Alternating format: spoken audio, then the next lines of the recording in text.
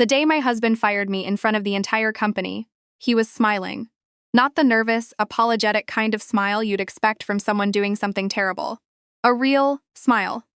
Relaxed, like he'd been waiting for this moment for a long time, and it finally felt good to let it happen. I stood in the middle of the conference room on the 32nd floor of Hartwell Financial's Manhattan headquarters, holding a presentation clicker. I no longer had any use for, and I watched Nathan tell 47 of my colleagues that my position was being eliminated effective immediately. He didn't look at me when he said it. He looked at Renee. Renee, who was seated at the far end of the table with her hands folded neatly in front of her. Renee, who had started at the company 8 months ago. Renee, who had been sleeping with my husband for at least 6 of those 8 months, though I hadn't known that, yet on the morning he fired me. I found out about them 40 minutes later. In the elevator, when my phone buzzed with a calendar notification I was no longer supposed to see. A shared dinner reservation at Olmsted, the restaurant in Prospect Park where Nathan and I had our first real date. He'd forgotten to remove me from the shared calendar. The reservation was for 2, under his name, and the note in the booking said anniversary dinner with R. I stood in that elevator with my badge in one hand and a box of desk items in the other, and I read that notification 3 times. Then the doors opened in the lobby, and I walked out into the October air, and I didn't cry. I want to be clear about that, because people always assume you must have fallen apart. I didn't. Something happened instead that I can only describe as a kind of stillness. Like everything went very quiet, and in that quiet, I could suddenly think without interference for the first time in years.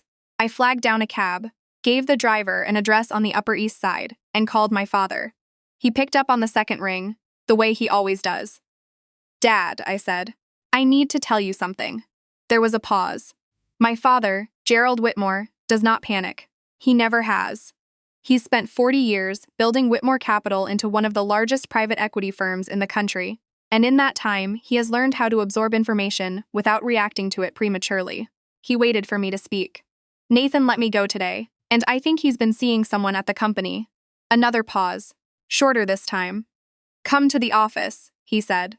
"I need to explain something about my life that most people who know me professionally don't know.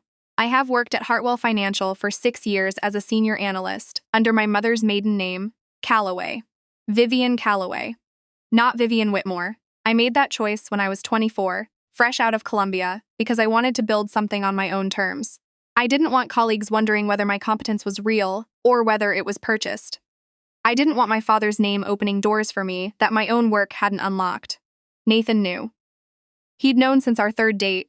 When I decided I trusted him enough to tell him, he'd held my hand across the table at a dim wine bar in the West Village and told me he thought it was admirable, that it said everything about my character.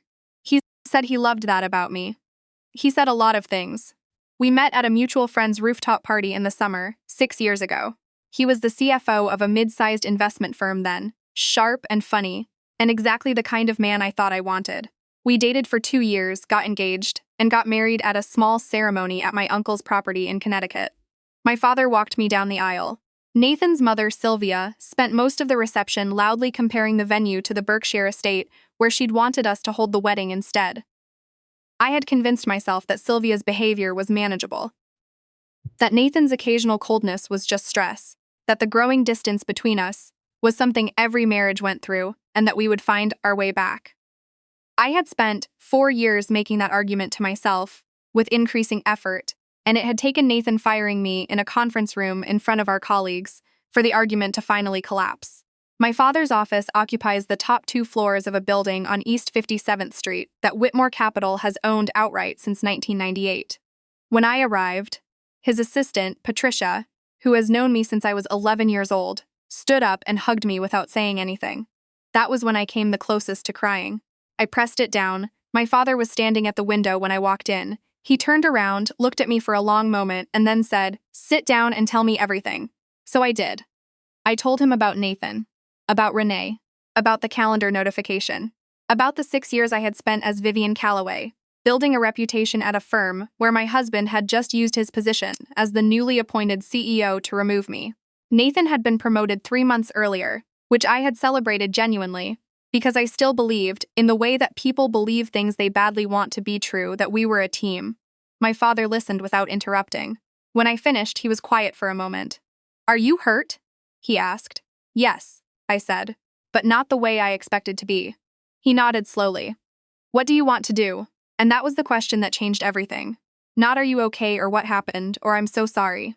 Just, what do you want to do? Because he has always understood that the only real question in any difficult situation is what you intend to do next. I thought about it.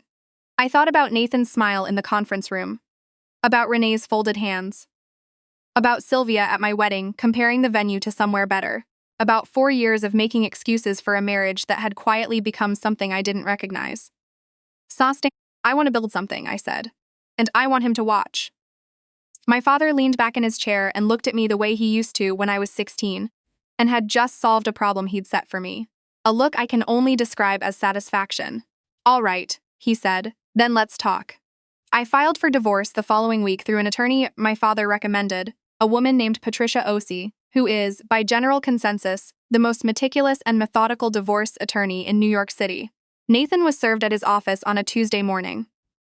I know the exact moment he received the papers because Patricia Osei's paralegal was there to confirm receipt, and because Nathan called me 17 times in the 2 hours afterward, none of which I answered. I had, by that point, moved my personal accounts and the small investment portfolio I'd built independently over 6 years to a private wealth management firm that had no connection to Hartwell or to Nathan. I had also, quietly, done something else. One of the things you learn when you grow up as Gerald Whitmore's daughter, even if almost no one knows that's what you are, is how to read a company's financial health the way other people read the weather. You develop instincts. You notice things. I had noticed things about Hartwell Financial for about 18 months before Nathan fired me. The margins on 2 of their flagship funds had been quietly compressing. There was a senior partner, James, who had been easing his personal holdings in Hartwell-managed assets for the better part of a year. The firm's legal expenses in their most recent 10K had increased by 31% with no corresponding explanation in the footnotes. After Nathan fired me, I had a great deal of time and a very strong motivation to pay closer attention. I put together a full analysis over 3 weeks, working from my father's guest office, which has a view of the park and very good coffee. I found was not catastrophic, not yet, but it was the kind of structural fragility that becomes catastrophic if someone applies pressure at the right point. A significant portion of Hartwell's current operating leverage was built on a short-term credit facility that was coming due in 7 months. The facility had been arranged quietly, outside their normal banking relationships, which suggested their primary lenders had passed. If the refinancing didn't come through cleanly, or if market confidence in the firm eroded at the wrong moment, the situation could move very quickly. I brought the analysis to my father. He read it twice, carefully, the way he reads everything. This is good work, he said. I know, I said. He almost smiled. What are you thinking? I'm thinking Whitmore Capital might be interested in acquiring a controlling stake in Hartwell Financial, I said. At the right price. And at the right time. What happened over the following 4 months is something I can only describe accurately by saying that my father and I worked harder than I have ever worked in my life, and it was the most alive I had felt in years. We engaged 2 independent advisors to validate my analysis. We had quiet conversations with 3 of Hartwell's institutional investors, all of whom were, as it turned out, open to a conversation about alternatives. We were methodical, and we were patient, and we did not move until we were ready. Nathan, meanwhile, was busy being publicly happy. He and Renee appeared together at an industry gala in December.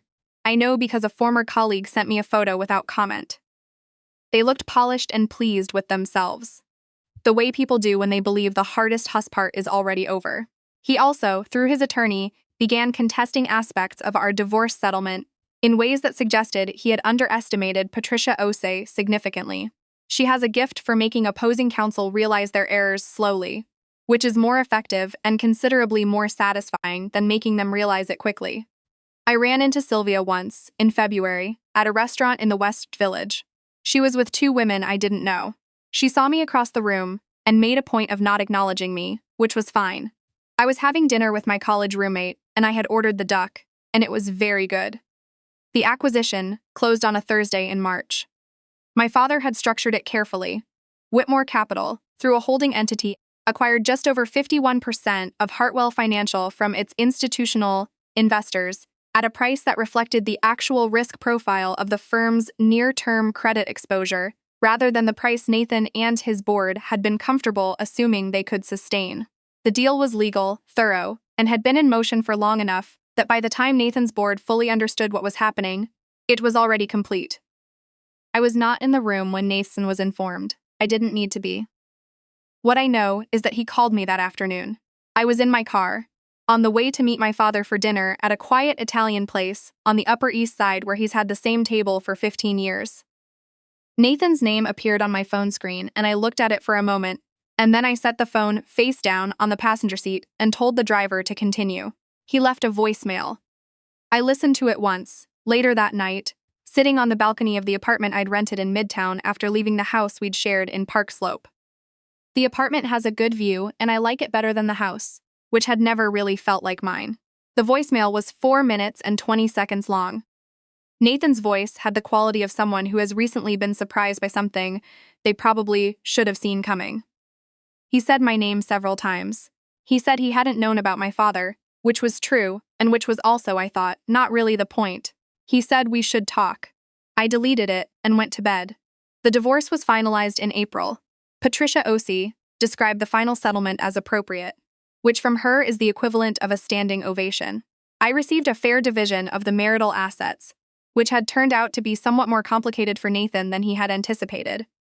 Given certain questions that arose during discovery about the firm's expense accounts during the period of his appointment as CEO, I didn't engineer those questions. They came up naturally. That's usually how it goes. Renee left Hartwell Financial in May. I only know this because the company's HR changes are a matter of record now that Whitmore Capital has a controlling stake, and I am, in my actual capacity, a member of the new advisory board. I had also, by May, resumed using my real name professionally for the first time in 6 years. Not to make a point. Just because it was time. I ran into James, the senior partner who had been quietly liquidating his personal Hartwell holdings, at a conference in June. He shook my hand and said, without a trace of irony, that he had always thought highly of my work. I thanked him and moved on. My father threw a small dinner in July to mark what he called, with characteristic understatement, a successful quarter. There were 12 people. My mother was there, and my younger brother and Patricia Osi, who came with her husband and laughed more than I'd ever seen her laugh outside of a deposition.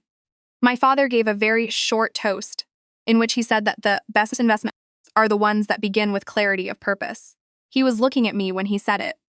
I thought, sitting at that table about the October morning when I walked out of Hartwell Financial's lobby with a box of desk items and flagged down a cab, about how still everything had gone, about how I had mistaken that stillness, for years, for emptiness, when actually it had been something I was saving for later. Nathan and I had been married for 4 years. In that time, I had been patient and accommodating and had worked hard at something that was not working. And I had made peace with each new disappointment in the particular way that people do, when they are more afraid of leaving than of staying. And then he sat in that conference room and smiled while he let me go, and something in me that had been very carefully held in place simply released. Not into anger, into clarity. I am 36 years old. I have my name back. I have work I'm proud of. I have a father who responded to one of the worst days of my life by asking me what I wanted to do next. And I have learned, finally, not to spend energy maintaining fictions that no longer serve me. Last week, I walked past the restaurant in Prospect Park where Nathan had made that dinner reservation the night he forgot to remove me from the shared calendar. I wasn't going there. I was just passing by on a run. The October light was the same as it was a year ago. That specific late afternoon gold that makes Manhattan feel briefly like somewhere else. I kept running. Somewhere behind me, a company was rebuilding under new leadership. A divorce attorney was billing for a matter that had concluded cleanly, and a man who had once smiled while letting me go was, I imagine, finding that some decisions have much longer consequences than they appear to in the moment. I didn't need to watch it happen. I already knew how it ended. The fire that burns the quietest is the one that lasts the longest. And I have always been a very patient woman.